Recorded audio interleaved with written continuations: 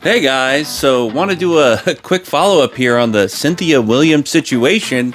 It was a week or two ago when I reported on Cynthia stepping down as CEO of Wizards of the Coast, and it was kind of a mystery at the time as to why she would be leaving the company when they're in such high regard. You know, and there are revenues are declining, and there are going forward into the future. The outlook on Wizards of the Coast and Hasbro Magic the Gathering is not looking as good, but it's still looking pretty good. So when you double your revenues from around, $400,000 up to $1 billion, and then you hover around, $1 billion, I think you're doing pretty good. So I think everyone, the financial analysts on Wall Street, are kind of chill, are kind of cool, giving Hasbro kind of a pass for the time being, not having exponential growth since they've done so much growth in the past. I still think that they're going to try to increase their revenues from the D&D and from other digital gaming aspects in order to increase their revenues. And so I think, I would think that, financial analysts from the last quarter would be looking a little sour on Hasbro, but that's not the case.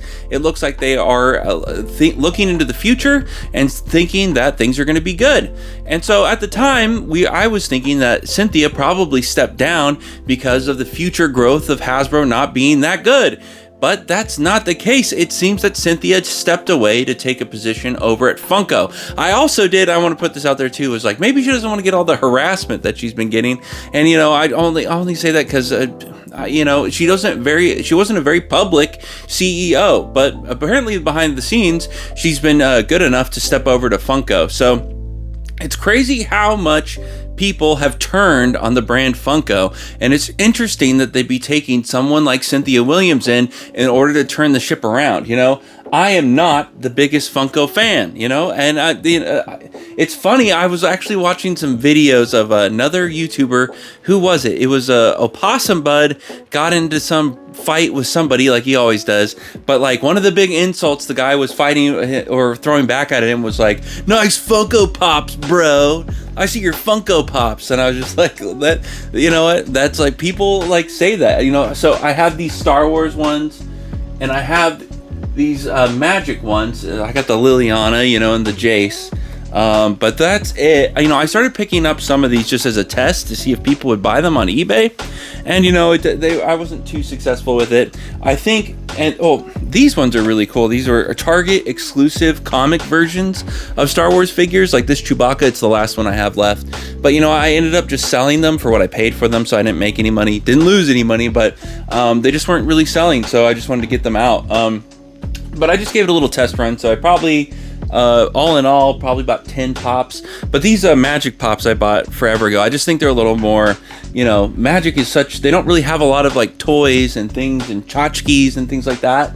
So just a few that they had, I thought it was kind of cool to pick up. So, and Liliana, I'm a huge Liliana fan, so I got the Liliana Pops, and Jace and Liliana, that's all I got. So, but the Liliana, the price of that pop like picked up to like $40, and I think now it's back down to like, I picked up another one for like 13. So I don't know. I don't plan on really selling them. I like the ones that I have, but I have a couple friends who are really, really into Funko Pop. My friend Billy, if you've seen him, you've seen him around on the channel. His wife and him have their whole room is just set up with Funko Pops.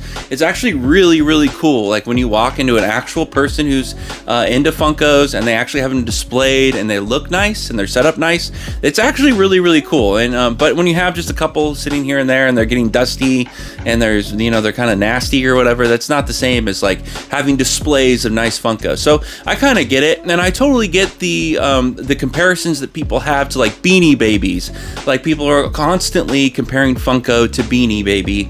I don't think, I think it's similar in a way, but Beanie Baby never had like crossovers with Aquaman and Lord of the Rings and I don't know, Batman or Star Wars or anything. Every IP under the sun, Funko has a Funko Pop of it, unlike Beanie Baby, which is just a weird, they have the Princess Diana beanie. I know that's like a really popular one, so So anyways, Cynthia has gone over to Funko to see if she can change things around. It's crazy. Pre-pandemic, I was just looking at this because I was actually buying some Funko stock back when it was like $5 before it popped up to like 20, 25 bucks. I bought it at 5, sold it at 24. I kind of hit my timing on that correctly.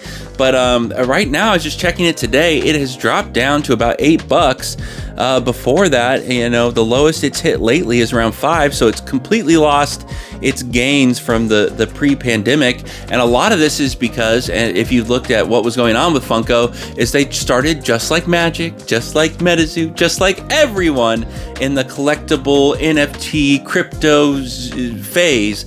Everyone started overprinting the fuck out of all their products. And so there were so many Funko Pops, just landfills. They had to do the same thing that Magic was doing, which is literally dumping products in landfills, destroying the products because they had too much of it. It's crazy when you go to a Target too, or even 7-Eleven gas stations. You go everywhere and there's just Funkos everywhere. And that's kind of the problem with this kind of stuff, is that they oversaturate the market with so much product that you can't really, it doesn't mean anything. It has no value. A huge problem that Magic the Gathering itself has. So Cynthia's going over there and she's going to see if she can change things around. I wonder if she's going to take some of her experience and put that into Funko. I think Funko has like a pretty good opportunity to maybe jump on some loot box opportunities. So basically, instead of just getting your Funko, going to a store, seeing the Funko there, what about a Funko in a package? And you have to open up the package to see what actual Funko you got, which may entice people to buy more Funkos, to get more Funkos, to get the ones they like. I wonder if something like that is going to happen. I know they have those little mystery ones. They sell like Hot Topic and Target, something like that. It's the same thing, same kind of thing. But I just wonder what kind of implementation she's going to be able to make over there. You know what? I wish Funko the best luck. I'm not like a hater of Funko. I'm not a lover of it either.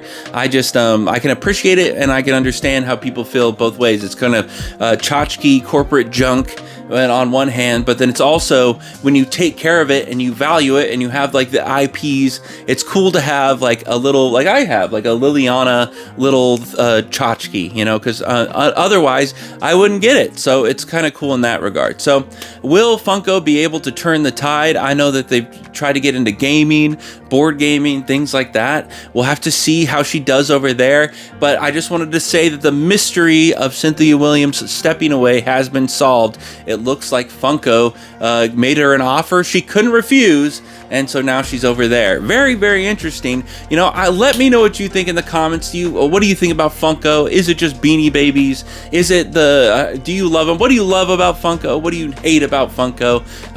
Get real emotional, get real angry, and then get in my comments and then tell me how you hate me talking about this. I would love that as well. Anyways, I want to say thank you to my patrons. I really appreciate you. They had a patron video out this morning on when I went on my workout, and I love talking to the the patrons when I'm doing that. So thank you very much, guys. I really appreciate you. I want to say thank you to my subscribers. I'm getting closer. It's closer to 1,000. Any help subscribing to this channel is very, very appreciated. And thank you so much. And also thank you for just watching the video. I always appreciate that as well. So anyways, I want to say I hope you all have a great day, and I will talk to you soon, okay? I'll talk to you later. Bye.